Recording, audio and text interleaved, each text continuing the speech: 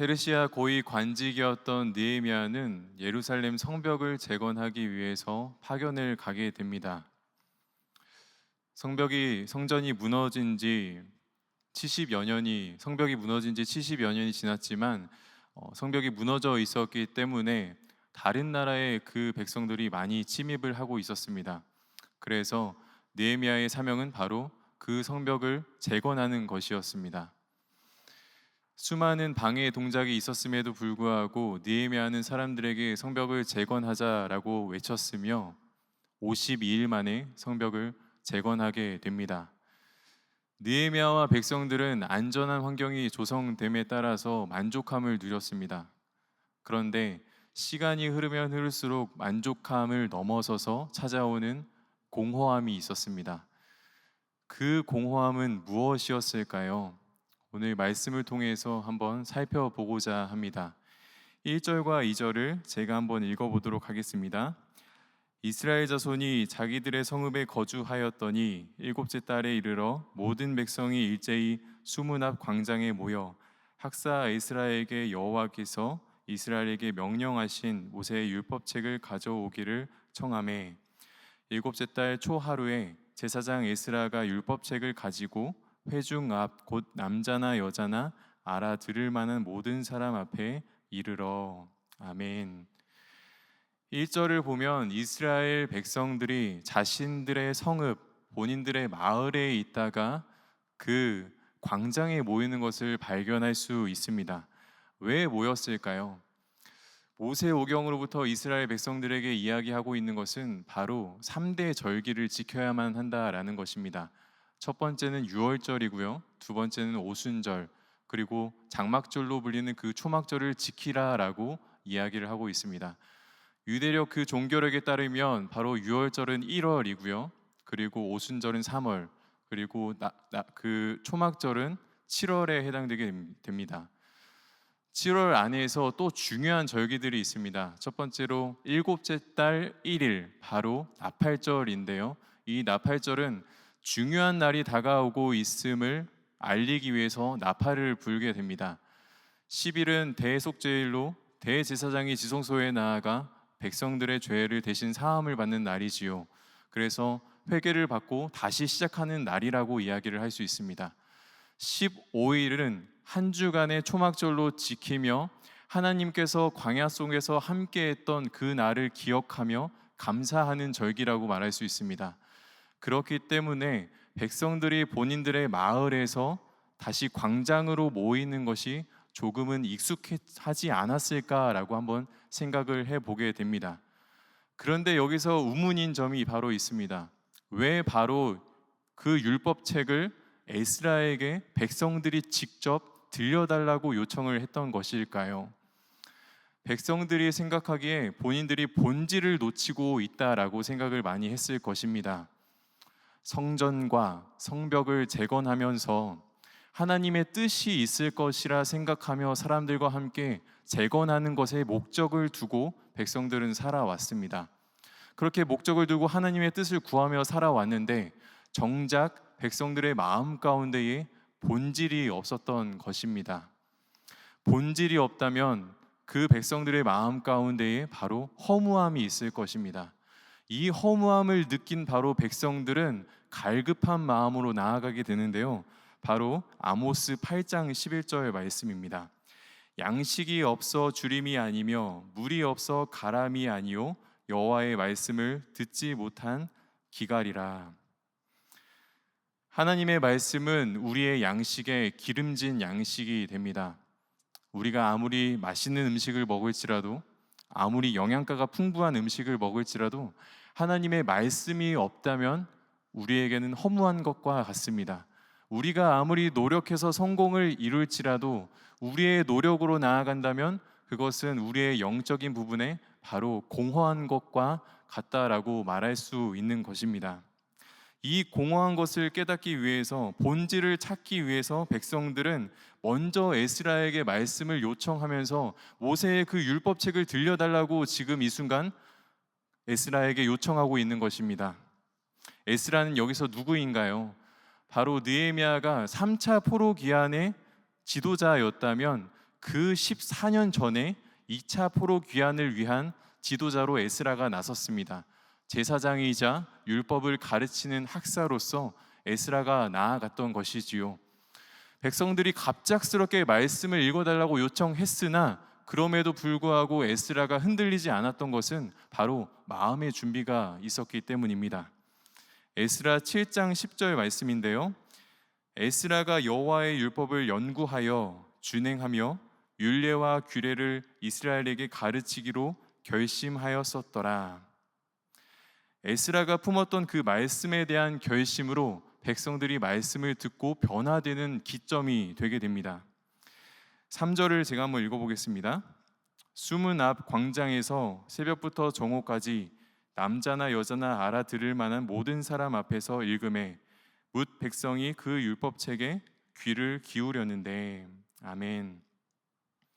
새벽부터 정오까지 율법을 열심히 낭독했다라고 이야기를 하고 있습니다. 여기서 새벽부터라는 말의 의미는 바로 원뜻으로 빛으로부터라는 것을 의미하고 있습니다. 에스라가 바로 새벽에서 빛이 조금씩 나오기 시작했을 때부터 백성들과 함께 말씀을 읽어 내려갔다라고 이야기를 하는 것과 같습니다. 백성들은 그 말씀을 열심히 경청했었겠지요. 정오까지라고 이야기를 하고 있으니 대략 6시간 이상 동안 백성들과 에스라가 말씀을 낭독하여 나아갔던 것입니다. 에스라는 마음의 진심을 다해서 그 율법을 낭독했고요. 백성들은 진지함을 담아서 그 말씀을 듣기 시작합니다. 제가 만약 지금으로부터 6시간 동안 이곳에서 말씀을 읽는다라고 선포한다면 이곳 가운데 혹시 몇 명이나 남아 있을까요? 하나님의 영이 임한다면 저와 여러분 모두 가능할 것이라 믿습니다. 제가 대학교에 들어가면서 말씀에 대한 갈급함이 있었습니다. 그래서 어떻게 공부하는 것이 제대로 성경 공부를 하는 것인가 고민을 하다가 일주일 내내 성경을 읽고 공부한다라는 것을 알게 되고 지리산에 올라가게 되었습니다. 아침을 먹고 성경을 읽고, 점심을 먹고 성경을 읽고, 저녁을 먹고 성경을 읽었습니다. 일찍 끝나면 오후 11시까지 읽었고요. 늦게 끝나면 새벽 넘어서 끝나는 그런 프로그램이었습니다. 저는 목회자로서 어쩌면 말씀을 계속해서 읽어가고 연구하는 것은 당연한 일입니다. 그런데 말씀에 갈급하여 나온 수많은 성도님들이 계셨습니다. 그 성도님들이 이곳에 나온 이유는 바로 말씀의 갈급함이 마음 가운데 함께 했기 때문이라는 것이죠. 때로는 제가 졸고 있었는데요, 성도님이 오히려 저를 깨워서 말씀을 같이 읽었던 기억도 있습니다. 오늘 읽었던 본문에서도 백성들이 6시간 이상 동안 에스라와 함께 말씀을 읽고자 라고 이야기했다라는 것은 그 하나님의 본질인 말씀을 다시 한번 듣고 깨달음으로 하나님 앞에 나아가고자 노력한다는 그러한 마음의 자세가 백성들 가운데 있었다라는 것입니다. 다 같이 5절과 6절을 한번 읽어보겠습니다. 시작. 에스라가 모든 백성 위에 서서 그들 목전에 책을 펴니 책을 펼 때에 모든 백성이 일어서니라. 에스라가 위대하신 하나님 여호와를 송축하며 모든 백성이 손을 들고 아멘 아멘 하고 응답하고 몸을 굽혀 얼굴을 땅에 대고 여호와께 경배하니라. 아멘. 방금 읽은 본문은 겸손히 하나님 말씀 가운데 바로 선 백성들의 모습을 볼 수 있습니다. 오늘날 많은 교회들이 성경을 펼쳐서 읽을 때에 다들 일어나서 성경을 읽곤 합니다. 그렇게 봤을 때 이 말씀을 따서 읽어서 말씀을 붙들고 있는 것은 아닐까 한번 생각을 해보게 되는데요. 서서 일어나서 백성들이 반응이 어떻습니까? 바로 손을 들고 아멘 아멘이라고 응답하며 나아가는 것을 바라볼 수 있습니다.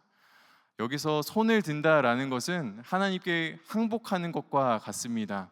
하나님밖에 없음을 고백하는 것과 같다라는 것이죠. 혹은 어린아이가 아버지에게 사랑을 표현하듯이 안아달라는 표현으로 손을 들곤 합니다. 어린아이가 하나님께 사랑을 표현하는 자세로 손을 들고 우리가 찬양을 하고 기도하곤 합니다. 그 다음에 어떠한 반응이 일어났습니까? 바로 아멘, 아멘 응답하는 백성들의 모습을 바라볼 수 있습니다. 아멘이라는 것은 그 선포되어지는 그 말씀 가운데에 나의 삶을 일치시키겠다라는 마음의 표현을 담고 있습니다. 우리가 주일에 선포되어지는 말씀을 듣고 아멘으로 응답하지요. 혹은 우리가 찬양대의 찬양의 가사에 아멘으로 응답하는 경우도 있습니다. 더불어서 대표 기도에 우리가 기도를 듣고 같이 아멘으로 응답합니다. 그것은 찬양대의 가사와 대표 기도와 선포되어지는 말씀 가운데에 나의 삶을 일치시키겠다라고 고백한다라는 표현입니다. 더불어서 마지막으로 백성들이 어떠한 반응을 일으키고 있습니까? 바로 땅에 엎드려 얼굴을 대고 하나님께 경외하는 모습을 바라볼 수 있습니다. 나의 모습은 낮고 낮아지고 하나님의 모습만 드러나길 원한다라는 표현으로 얼굴을 땅에 대고 엎드려서 경배하는 모습이 드러나는 것입니다. 하나님의 말씀에 갈급한 사람들의 표현이 바로 이와 같다라는 것입니다.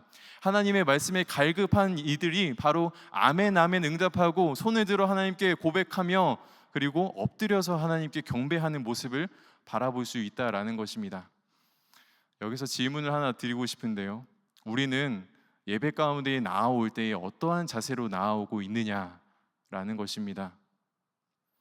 매번 가는 예배로 그냥 습관처럼 오고 있는 것은 아닌지, 그냥 말씀을 들어야 하니까 그냥 말씀을 듣기 위해서 오는 것은 아닌지 한번 점검해 보시길 바랍니다. 찬양할 때도 그냥 의식적으로 의무적으로 남들이 하니까 따라하는 것은 아닌지 고민해 보시길 바랍니다. 오늘 본문에서 나온 이 백성들은 하나님의 말씀을 경청하기 위해서 말씀드렸듯이 손을 들고 아멘으로 응답하고 경배하는 모습을 볼 수 있다라는 것입니다. 7절과 8절에는 에스라를 도와 백성들에게 하나님의 율법을 가르친 13명의 레인들이 등장하고 있습니다. 그들은 아마도 에스라가 히브리어로 낭독하면 13명의 레인들이 번역하고 통역해서 그 사람들에게 말씀을 전파한 것으로 볼 수 있습니다. 그 결과로 어떠한 반응이 일어나고 있습니까? 바로 눈물이 나오며 통곡하는 역사가 일어나고 있습니다. 울면서 통곡한다라는 표현에 어떤 의미가 담겨 있습니까? 바로 말씀 가운데에 하나님의 영이 임했다라는 것입니다. 말씀 가운데에 하나님의 영이 임하자 그리고 그 말씀이 나의 마음 가운데 관통했다라는 것을 표현하고 있는 것입니다. 말씀이 우리 마음 가운데 관통하자마자 백성들에게 회개의 눈물이 나오며 그동안 지어왔던 우상 숭배, 죄와 그 모든 죄악들을 회개하며 나아가는 역사가 일어난다라는 것입니다. 더불어 회개의 눈물을 넘어서서 기쁨과 환희에 찬 눈물이 나타나게 됩니다. 이 기쁨을 절제할 수 없어서 축제를 보내고 난 뒤에 다음날 에스라에게 찾아가서 다시 한번 율법을 들려달라, 다시 한번 말씀을 들려달라라고 고백을 하고 있습니다. 이 감격스러운 하나님의 말씀을 들으려고 했을 때에 하나님께서 백성들에게 주신 은혜는 바로 무엇입니까? 바로 초막절입니다. 오늘 읽지는 않았지만 13절과 14절을 제가 한번 읽어보도록 하겠습니다. 그 이튿날 뭇 백성의 족장들과 제사장들과 레위 사람들이 율법의 말씀을 밝히 앓고자 하여 학사 에스라에게 모여서 율법에 기록된 말을 본즉 여호와께서 모세를 통하여 명령하시기를 이스라엘 자손은 일곱째 달 절기에 초막에서 거할지니라 하였고. 아멘. 초막절은 이스라엘이 농작물을 추수하여 저장해 두었다가 다시 드리는 일종의 추수감사와 같은 절기라고 말할 수 있습니다. 하나님이 먹이시고 입히시는 그 은혜를 기억하는 절기라고 말할 수 있는 것입니다. 하나님의 말씀 가운데 사로잡힌 그 백성들은 에스라에게 찾아갔습니다. 율법을 들려달라 고백합니다. 함께 나누다가 율법에 기록된 그 초막절을 발견합니다. 초막절을 통해서 하나님의 뜻을 기억하고 포로에서 돌아온 모든 사람이 초막을 짓고 회복을 경험하게 됩니다. 이전에 희미하게 알던 그 초막절의 의미를 이 말씀을 통하여 초막절의 참된 의미를 발견하고 하나님 앞에 나오는 역사가 일어나게 되는 것입니다. 이것은 여호수아 시대 이후에 모든 이스라엘 백성이 함께 지킨 초막절이라고 이야기할 수 있습니다. 백성들과 느헤미야는 하나님께서 돌보시고 이끄신 초막절을 발견함으로 하나님의 놀라운 계획과 인도하심을 발견했기 때문에 크게 기뻐할 수밖에 없었습니다. 이 회복의 역사가 바로 어디서부터 시작되었습니까? 바로 신앙의 기초인 하나님의 말씀을 들음으로부터 시작되었다라는 것입니다. 저는 대학교와 대학원을 모두 신학을 전공했습니다. 그렇기 때문에 성도님들이 어떻게 살아가고 있는지를 굉장히 궁금해했습니다. 그래서 2년이라는 시간 동안 일을 하게 되었는데요. 그 중에 제가 했던 일 중에 하나가 바로 배송 업무였습니다. 과학기기와 화약약품을 납품하는 업체에서 잠시 일을 했었습니다.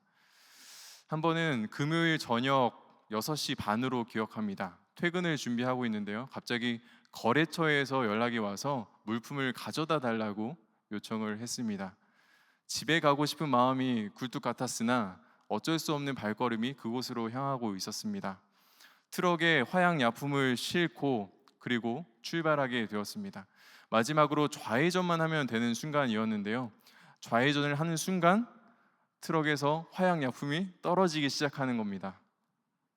그래서 첫 번째 드는 생각은 와, 나 진짜 죽을 뻔했다 라는 생각이 들었고, 정신을 차리고 10분가량 어떻게 대처할까 고민하다가 이렇게 하면 좋겠다라는 생각이 들어서 이렇게 처리를 했습니다. 그리고 다음에 든 생각은 진짜 사장님께 엄청 혼나겠다라는 생각이 들었습니다. 다행히 오가는 길에 차들이 많이 다니지 않았기 때문에 그 실수를 만회할 수 있었던 것 같습니다. 사장님께서 늘 저에게 말씀 주셨던 것은 바로 기초입니다. 트럭에 물품을 싣고 이동하기 이전에 밧줄을 통하여서 매듭을 꼼꼼하게 맺고 출발해야 한다라는 것입니다. 사장님은 늘 2번 이상의 매듭을 요구하셨는데요. 저는 정말로 즐거운 금요일이었기 때문에 빨리 집에 가고 싶은 마음에 한 번만 매듭을 지고 출발했던 것입니다. 그래서 그 우르르 쾅쾅 화약약품을 땅에 쏟게 되었고, 그날 바로 사장님실에 들어가서 1시간 이상 혼났던 기억이 있습니다. 더불어서 그 화약약품을 제가 제 월급에서 처리했던 기억이 있습니다. 그 날을 기억을 봤을 때에 거래처에 대한 원망이 가득했습니다. 그리고 자책도 많이 했고요. 제 마음을 조금이라도 알아주었으면 좋겠다라는 사장님의 그 마음이 있었는데 조금 억울하기도 했습니다. 그 당시에는요. 시간이 흘러서 예배를 드리고 또 고민해 보았을 때 드는 생각들이 있습니다. 정말로 기초를 잘 지어야 한다라는 것인데요. 제가 트럭에 물건을 싣고 매듭을 잘 짓고 끈으로 마무리했어야 했는데 그런 것이 다 생략되었었죠. 예배를 드리면서 나의 예배의 기초는 무엇일까 궁금하게 생각하는 시간을 가졌습니다. 내가 말씀을 건성건성 읽고 있지는 않은지, 내가 원하는 부분만 말씀을 듣고자 노력하고 있지는 않은지 고민하고 기도하는 시간을 가졌습니다. 어쩌면 백성들에게도 성전과 성벽을 지으는 것에 목표로 살다 보니 정말로 중요한 본질을 놓치고 살았던 것 같습니다. 여기서 본질이 무엇입니까? 바로 하나님의 말씀이라는 것입니다. 하나님의 말씀 가운데 거해야만 하는데 백성들이 이러한 삶을 살지 못했다라는 것이지요. 6시간 이상 말씀을 경청하며 그리고 손을 들고 아멘하며 경배하는 일들이 일어납니다. 이전으로 다시 돌아가고 싶지 않다라는 마음으로 율법을 깨닫고 울며 회개하며 하나님 앞으로 나아가는 역사가 일어납니다. 우리에게도 동일한 것 같습니다. 때로는 기초를 제대로 쌓지도 않고 우리의 유익만을 위해서 빠른 길을 택하려만 하지 않는지, 신앙의 기초를 위해서 살아가는 것이 아니라 세상의 그 원리, 세상의 빠름을 위해서 살아가고 있진 않은지 한번 생각을 해보게 됩니다. 정릉교회에서 함께 신앙생활하며 말씀을 통해 하나님의 귀한 뜻을 붙들고 살아가는 저와 여러분이 되길 소망합니다. 연약하고 부족한 우리는 세상 가운데 늘 쓰러지기 마련입니다. 그러나 우리에게 매일 부어주시는 그 말씀을 통하여서 깨닫고 일어서는 우리가 되었으면 좋겠습니다. 히브리서 4장 12절에는 이러한 말씀이 있는데요, 함께 봉독하도록 하겠습니다. 하나님의 말씀은 살아있고 활력이 있어 좌우의 날선 어떤 검보다 예리하여 영과 및 관절과 골수를 찔러 쪼개기까지 하며 또 마음의 생각과 뜻을 판단하나니. 아멘. 우리의 입술로 한 번 더 고백했으면 좋겠습니다. 저를 따라해 주시면 좋겠습니다. 하나님의 말씀은 살아있습니다. 그 말씀이 우리를 변화시킬 것입니다. 우리는 그 말씀으로 인하여 이 세상을 잘 감당해낼 수 있습니다.